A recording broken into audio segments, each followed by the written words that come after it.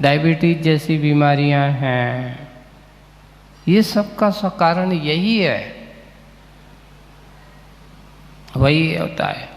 जिनके पास अच्छी मेहनत होती है, जो सहनशील होते हैं, अच्छे से काम करने वाले होते हैं, उनके पास ये सब बीमारियों के पास समय नहीं होता।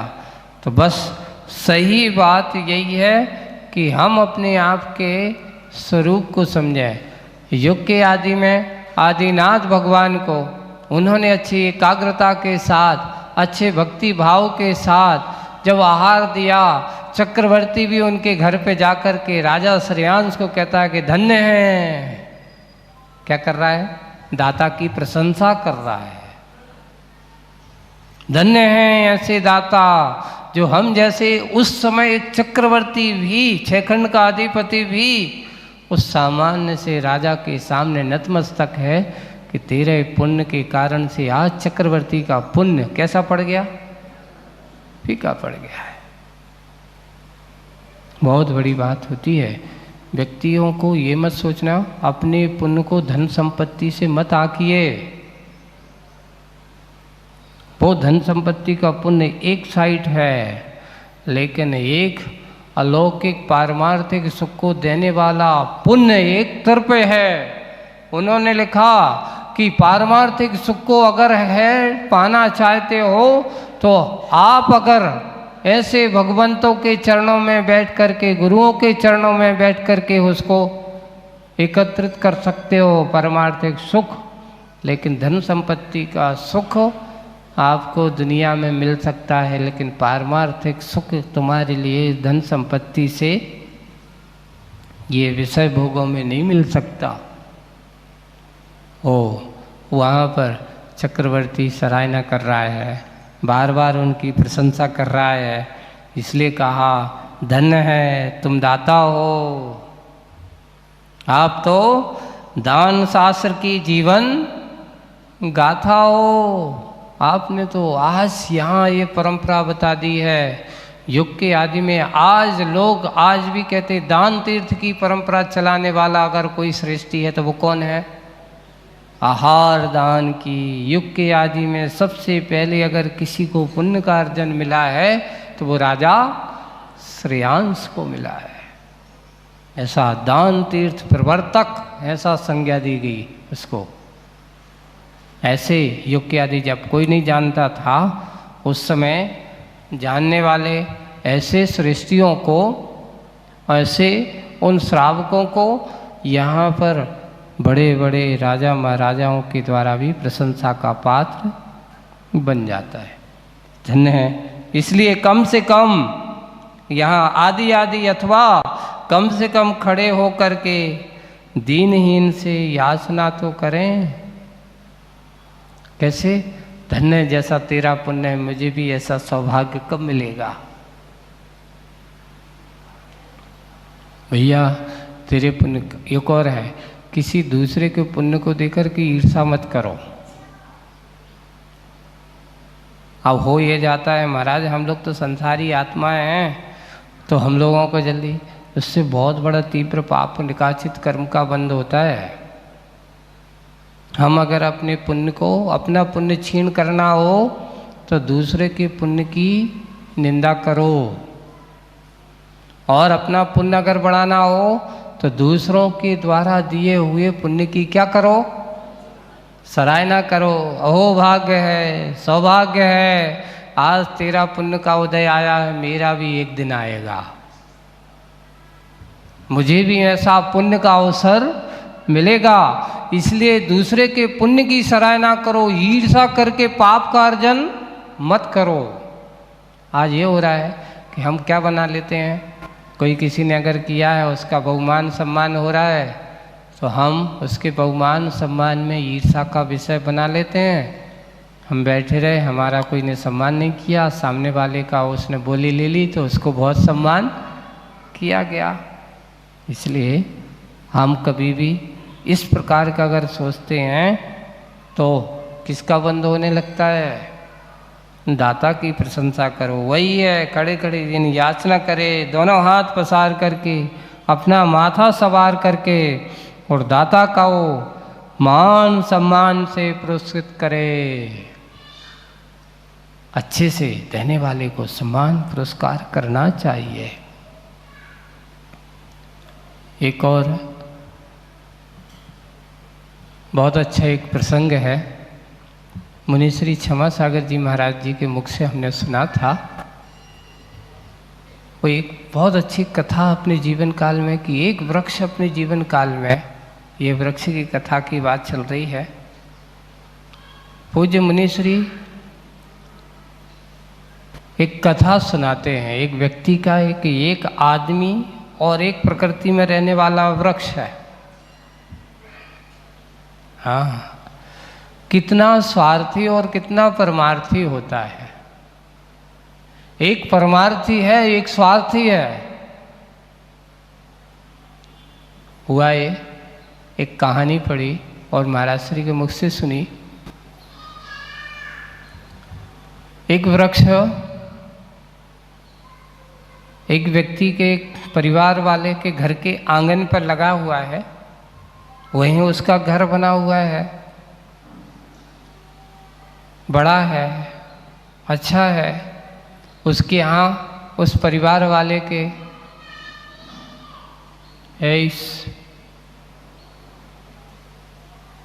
सीधे बैठो,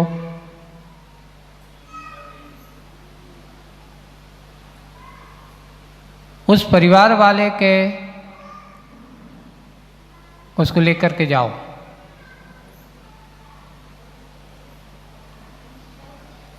उस परिवार वाले के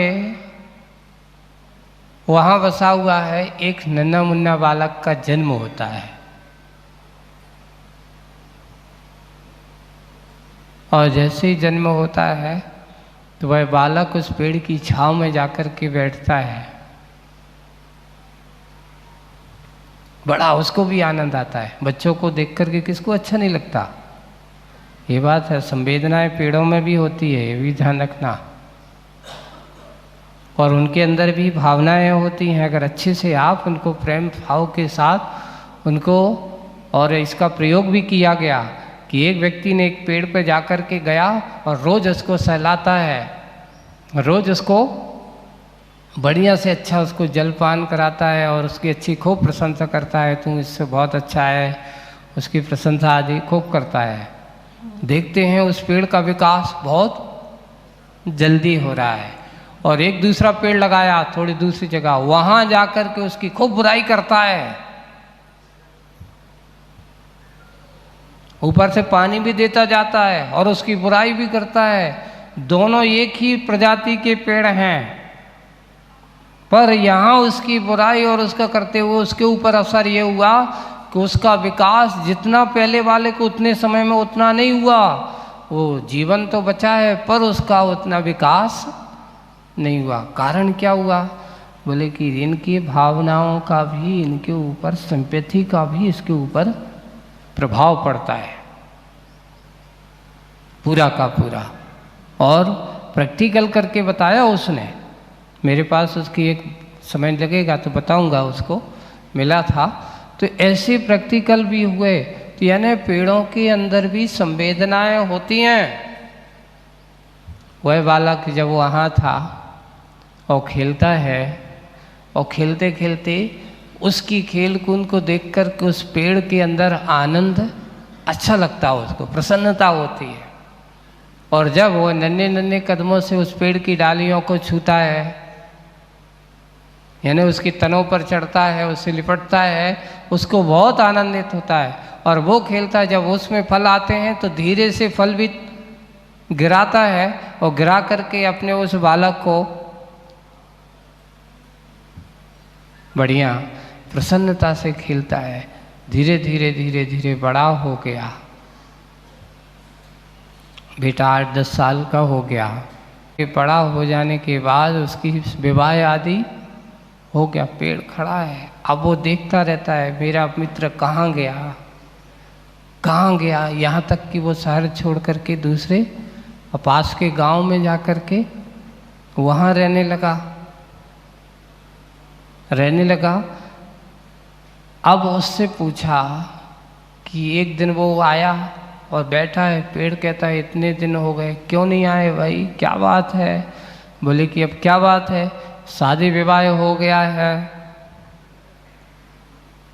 देखिए अब क्या करना है, इतना बड़ा परिवार बन गया है, घर बनाना है, उसकी चिंता लगी हुई है, कहाँ से लकड़ी लाऊं, कहाँ से सब व्यवस्था करूं, उन सब घर बनाना है। तो पेड़ कहता कहीं जाने की क्या ज़रूरत है भाई, मैं तो खड़ा हूँ, तुम एक काम करो, जितनी लकड़ी चाहिए हो मेरे पास से ले जाओ। मित्र वो कहता है वाह, ये तो तुमने आज पहली बार बताया। और उसने देखिए पूरे पेड़ को छांट डाला, ऊपर से लेकर के नीचे तक, मात्र बचा क्या, थोड़ा सा डूड था खड़ा हुआ, उसका अस्तित्व बस बचा था वो, और अस्तित्व वहाँ पर बचा हुआ रह गया। और उसने पूरी लकड़ी ले जा कर के अच्छा घर बना करके वहाँ पर रहने लगा।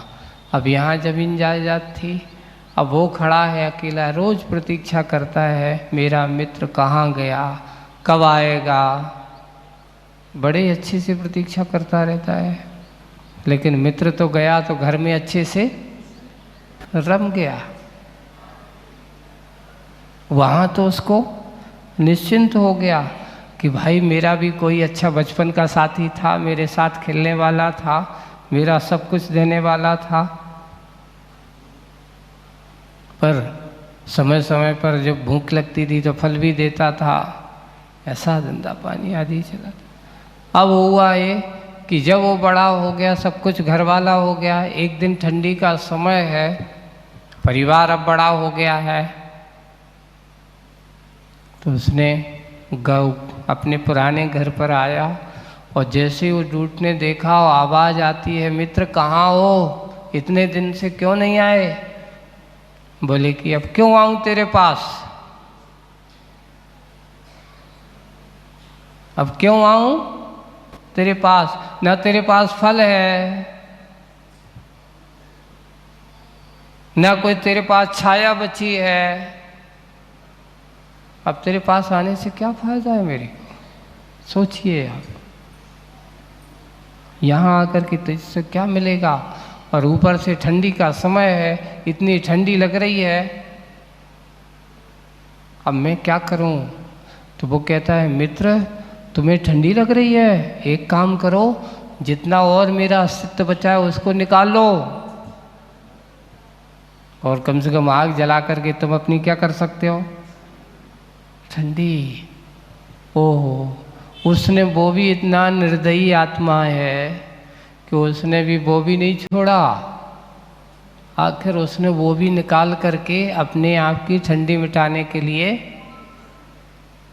इतना निस्वार्थी पेड़ और स्वार्थी आदमी। वहाँ जब उस कथा को महाराज जी के मुख से सुनते थे तो आंखों से आंसू आ जाते थे।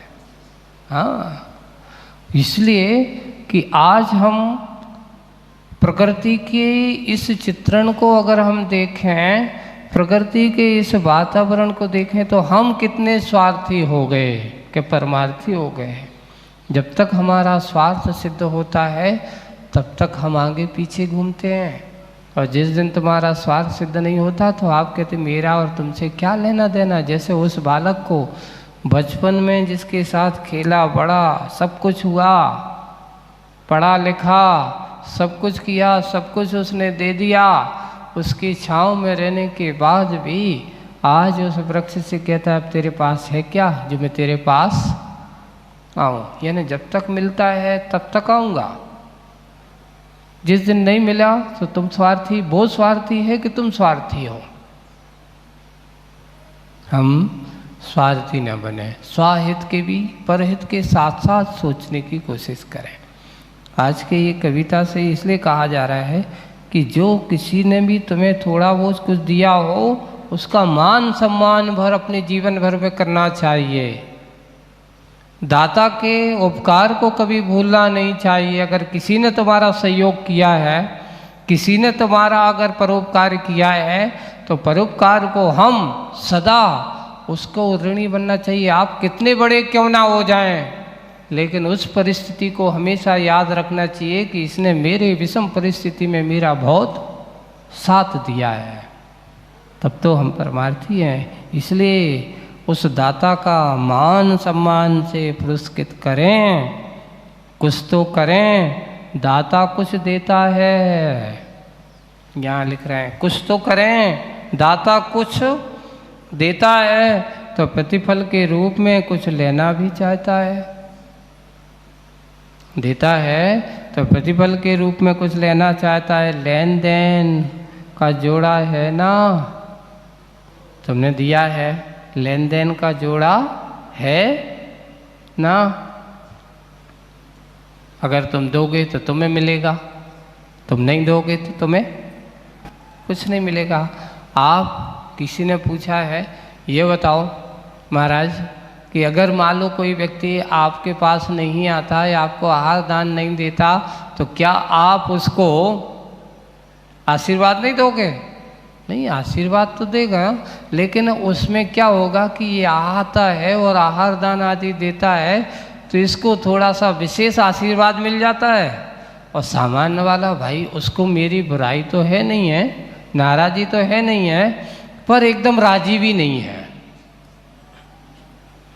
नाराज़ी नहीं है तो उसका मतलब एकदम राजी भी क्यों? क्योंकि प्रशंसनीय कोई कार्य करता है तो उसका प्रशंसा स्वयमेव हो जाती है। हम प्रशंसनीय कार्य का, इसलिए लेने कुछ लेना है चाहता है तो लेने का जोड़ा, लेन देन का जोड़ा है ना। लो संतों की वाणी भी यही गाती है।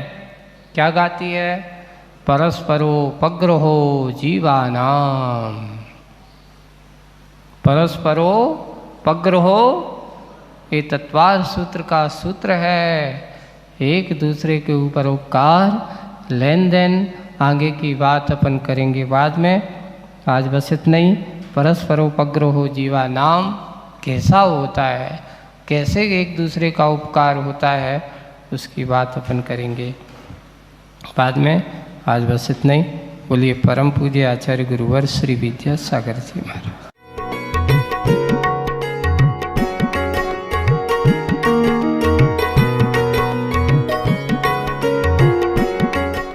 सुर विद्या सीजन 2 के